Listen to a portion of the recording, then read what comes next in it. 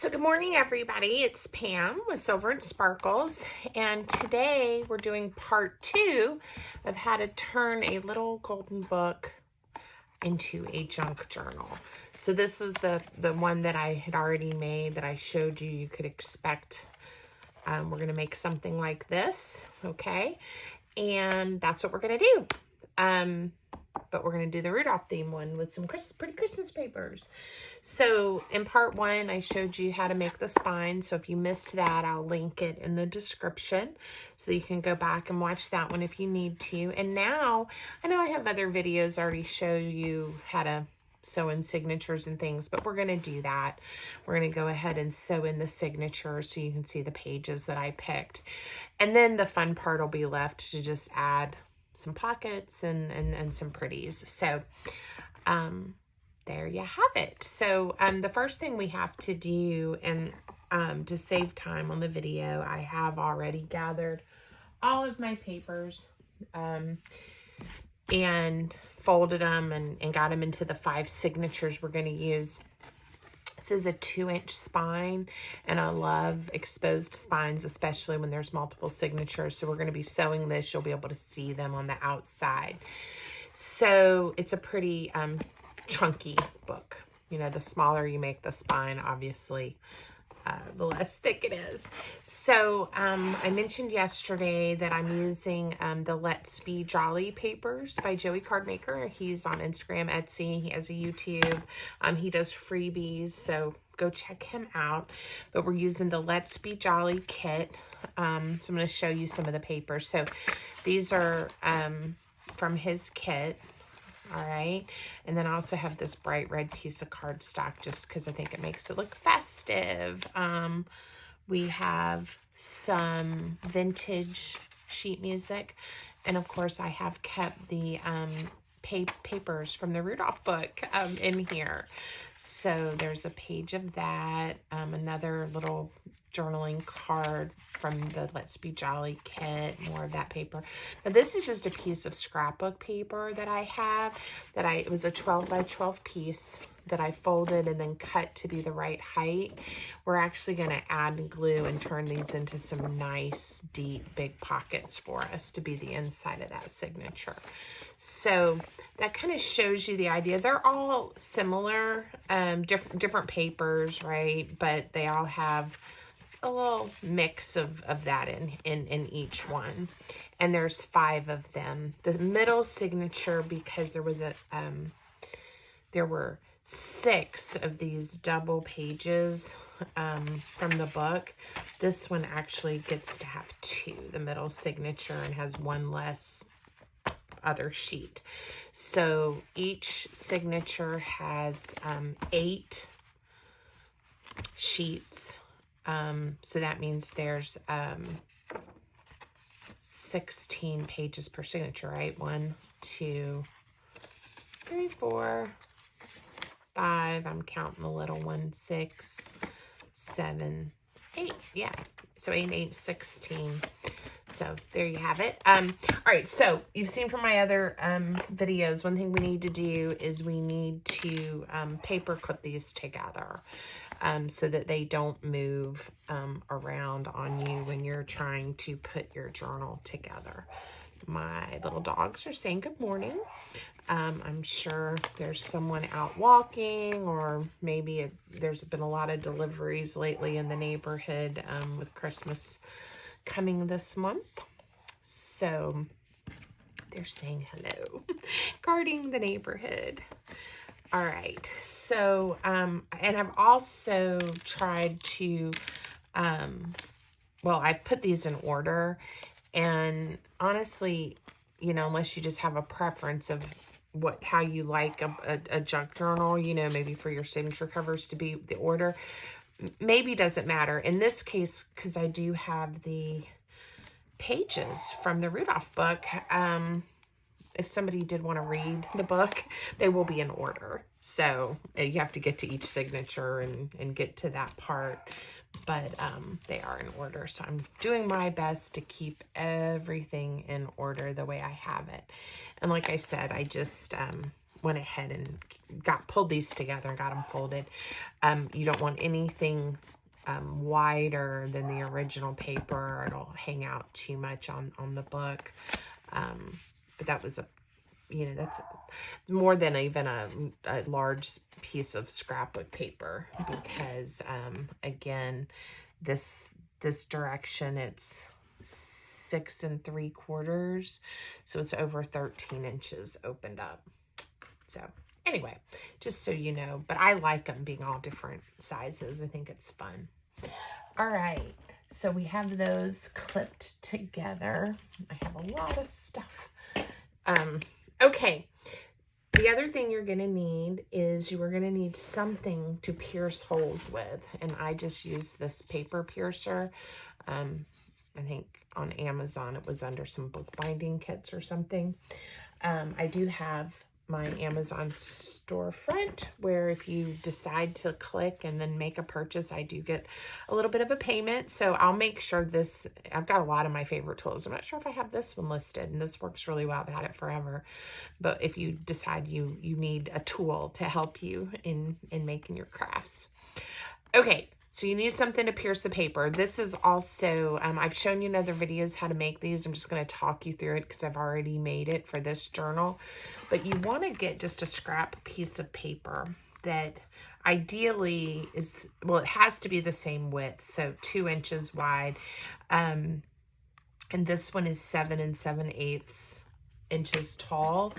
It just makes it easier when you're doing your holes to make sure you have it aligned the way you want, okay? And then this is a 2-inch spine, so each of these marks to make the 5 signatures, 1, 2, 3, 4, 5 are 1/4 inch apart. So nice straight lines. You can fold it in half and in half again.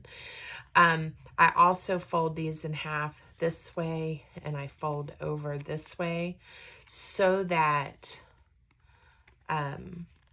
they're evenly spaced. You can also measure, right? Always mark the top so you hold it the same way each time, because we're going to use it to punch the holes in our spine and then to punch all the holes in our signatures. And I've not done that ahead of time. It is going to take a little time on camera, but we can do it. Okay, so I know it's hard for you to see because they're not dark, but I know you want to just center this in so that the holes will go on your spine and not on your front or back cover. So we're going to line it up really good and then hold it very secure as we go, okay? Because we have to punch all of these holes so everything will line up. And you're punching them where you drew your little lines where it intersects, right? So that's the top hole for all 5 signatures, and then these are the center holes. And I do this part, and then I pick up my guide and I punch them all the way through. I'll show you. Now, this may seem like a lot of work. It's really not. These are not hard to make. It takes a few minutes, so I was trying to save some time, but it makes everything nice and neat and line up perfectly. It is worth those few minutes, okay? Trust me. All right, so now you can see we have the lines, or the holes already shown through on the back. It's easier if you go ahead and use your paper piercer to punch it all the way through. It makes your needle later go through easier. Okay. And when you're doing 5 signatures, obviously it takes longer than if you just do 1 or 2, 3, whatever. I've done some books and journals with a lot. I think the most I've ever done is like 12. It looked really, really neat. And I put them a little closer together. It was one of my envelope books. And it just looks really impressive. So anyway, it's fun to do. Okay, so your spine holes are punched. So you're going to set this aside. And now we're going to do our signatures. And again, I'm trying to keep mine in order. You want to go to the center part. You want to pick that guide back up. Make sure you've got the top. And I just line mine up like this. And punch the holes. It's easier for me to see than trying to hold it over like this and make sure I have it lined up correctly. There's different ways to do this. Some people even, you know, go ahead and they like their signatures to have big holes and flip really easily. You could use a hole punch instead of a paper piercer if you like that look. It's really up to you. There's lots of videos on how to do this, and the more you make journals, I think I've said this before, you know, you may find something that, you know, is your favorite, or you like to do it different ways depending on the journal. It's nice to have options. So even though this is how I, the majority of the time, bind my journals, you know, check out some other videos and see if there's something you like better or a technique that works better for you. There's really no wrong way to approach it. And as long as you're enjoying it, and then you like how it turns out. Okay. All right, so again, we're just repeating this for each signature. And again, you just want to always make sure you line it up the best you can, because this will help the signatures be nice and straight in all directions. Okay.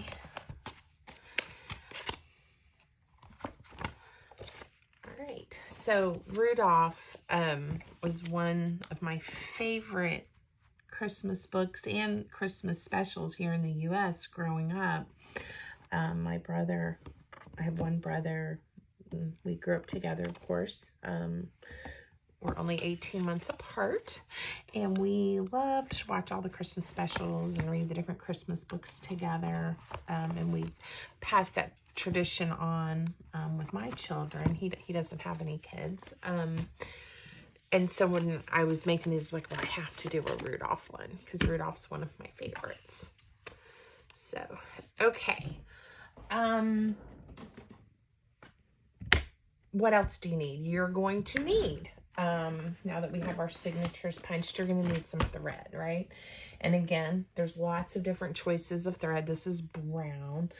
I probably could have picked a pretty red or green, but I didn't think that far in advance. I sometimes use these waxed threads. They work really well. They don't slip, but I also use embroidery thread. You can get a bunch of different colors. If you're worried about it slipping, you can add a touch of glue when you knot it. Again, I have never had it slip or untie, so I think you're good with whatever, again, you like. And this will give it that vintagey look, so we're going to stay with brown. I cut the lengths 1, 2, approximately 3, what is this? The lengths, 3 times the length of that book, the height of the book. Height, that's the word I wanted. And we need 5 of them. This gives you plenty to work with. You will cut some off. You know, I don't think it's wasting too much. If you're worried about that, I guess you could make them a little shorter. Not quite as easy to work with. When it's, you know, when it's shorter, you don't have as much give. Okay, and we need 5 of these. So 4, 5. So, do you guys have other favorite, like Christmas books or stories or other little golden books that you love that you'd like to see me make a journal with? I've got a pretty good collection of little golden books. I'm just now kind of getting around to working with them. Because they're super fun, and lots of different ways you can, of course, do your covers. But I've been enjoying it, and they seem to be just a really nice, vintagey treat for ourselves or to give as a gift. Everyone that sees them is like, oh my goodness. I think it takes us back to childhood. Okay, I think I've told you how I organize my needles, and this little thing is I put my favorite ones, but they're dull, with the tip up so that I can find it without having to look too hard. I just find this, I have a couple this size. They're not too fat. The eye's nice and big. It just works for me. So, all right, we're going to sew in some signatures. So you do want to make sure you have your book turned the right way. This helps because there's some writing. Sometimes in my journals, there's nothing that really shows the direction. Okay, I know this one's upright too. So again, we've done this before, but I'm going to show you. Start in the center, go through that middle hole. And you're going to pick your book up and you're going to find the first hole. And of course, this is the first signature. So it's the beginning of the book in the middle. And we are going to pull our thread through. And this is where I said it's nice to have extra so you don't have to worry about it pulling through on you. Leave enough to give you enough room and to tie with. Came out the back. We're going to go back up through the top hole. Make sure you're at the right one. Get it going. Find your hole in your signatures. And this is where those paper clips really help keep everything together for you while you're working. All right. You're back on the inside. Skip the middle hole and go to your bottom hole. Right. And then you're gonna pull it through. And I do use my mat to help me push the needle through. Sometimes it's a little hard. All right, and then back up through that center hole. Make sure I haven't pulled through. I like to see what I'm doing here. Back inside. Now the trick here is that you want a thread on either side of that center one. Okay, and what I mean by that is you have your center here and you have one on each side underneath. So it's going to make it all hold together and lock in place. Now before I pull it nice and snug, before I tie, I always check the back. Make sure I didn't end up in the wrong hole. Looks nice and secure. And I tie 1, 2, and then I switch hands like this and do 3. And I think that's supposed to make it hold better. I don't know. We'll probably do some little circles or hearts or something to decorate those up. All right, let's see how we did. And we are going to be repeating this process 5 times. All right, I always like to go back there. I'm gonna set my needle down and just, crease each page. Make sure everything caught the way I wanted it to, that I don't have any problems. Everything's lined up, because this is your chance to really make sure you're happy with it. And it's not the end of the world if you have to cut that apart and sew it back in to make it right.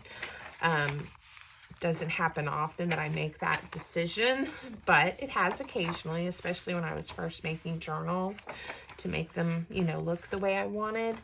So it's a lot easier to do it as we're going in this step than after you get them all sewn in or later if you realize something isn't lining up. Okay, I'm happy with that. So we're going to go to the next one. We're going to do one more together while I chat, and then I'm probably going to stop part 2. I'll finish sewing in the journals, and then in part 3 of the video, remember we're going in the center, and now we're going to the second hole. When we go to part 3 of the video, I'll show you how they look all sewn in, and either do some decorating on camera, or maybe part 3 will just be a flip through. I don't know. We'll see how much time I have and what happens. Because I have lots of videos on how to decorate junk journals and how to make pockets and things. And it is a busy season of the year, as we all know. So we'll see. We'll see what I get to. All right. Ooh. All right, so I came back up through the top hole. See that? It's not tight yet because we're still working on it. And then skip the middle, come into the bottom hole. Sometimes it's hard to see depending on the patterns of your paper. But you can do it. All right, now we are the bottom hole, checking to make sure I still have string. We are going to come up through the center hole and get lined up here. There we go. Now, I always double check that I have my center and one on each side underneath. Check the back, it looks good. And we're gonna tie. All right. And sometimes I don't trim these until later in case I think I'm gonna maybe do some beads or some danglies or some different things.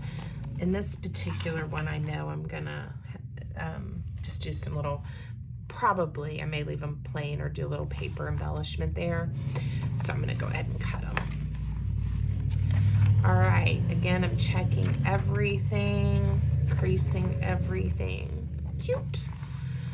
And making sure I like it. I am gonna do one other thing really quick before we stop. I'm gonna glue these into pockets for you so you can see that process as well. It's pretty straightforward, but we'll do it on camera just in case we have some folks that haven't done a pocket that way before. All right. I'm really liking how it's looking. With this, you do get a little bit of an overhang there. You could always trim those original sheets if you don't like that. It doesn't bother me. I like it. I like the look, but that's something to think about. Okay, so again, this is just a piece of scrapbook paper that I folded up to make a pocket and then folded it in half. I did have to then trim it because I didn't want, it was still too tall.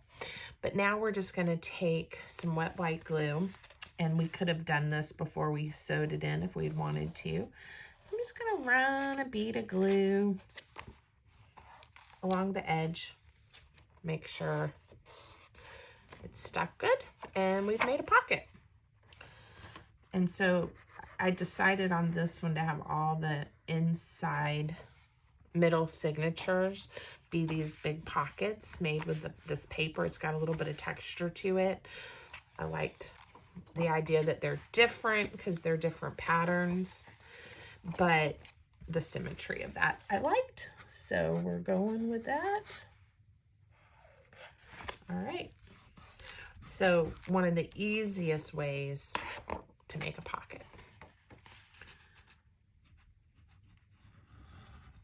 All right.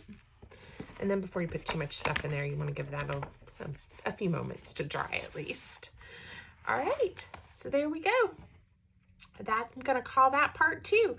Like I said, part 3, you'll get to see all the signatures sewn in there and what it looks like, but you just repeat that 5 times. All right, I hope you like it and you like the papers I chose. If you do, please make sure you subscribe. Give the video a thumbs up.